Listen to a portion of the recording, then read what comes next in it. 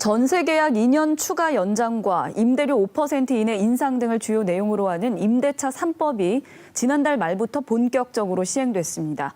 그런데 가뜩이나 심한 대구의 전세난이 가속화될 거라는 우려가 나오고 있습니다. 보도에 이재민 기자입니다. 대구 수성구의 한 아파트 단지입니다. 전세 매물은 찾아보기 어렵고 대부분 매매나 월세입니다. 인근 다른 아파트 단지도 사정은 비슷합니다.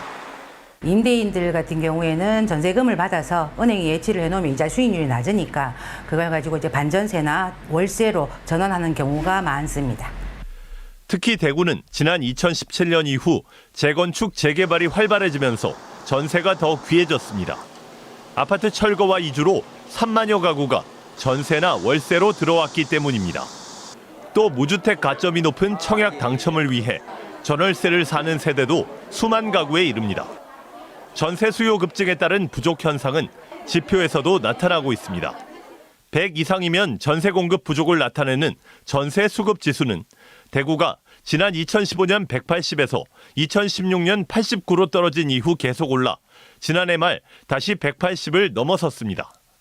이런 가운데 정부에서 전격 시행한 임대차 3법이 오히려 전세난을 더 가중시킬 거란 우려가 나오고 있습니다.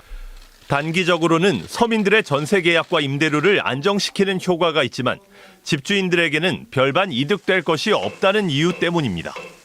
전세보다 월세를 선호함으로써 전세가 부족해질 우려가 있고 계약 기간이 끝나면 집주인이 전세금을 급격하게 올릴 우려도 있습니다. 전세 대란을 막기 위해선 임대차 3법의 맹점을 보완하고 전세 공급을 늘릴 수 있는 대책이 필요해 보입니다. KBS 뉴스 이재민입니다.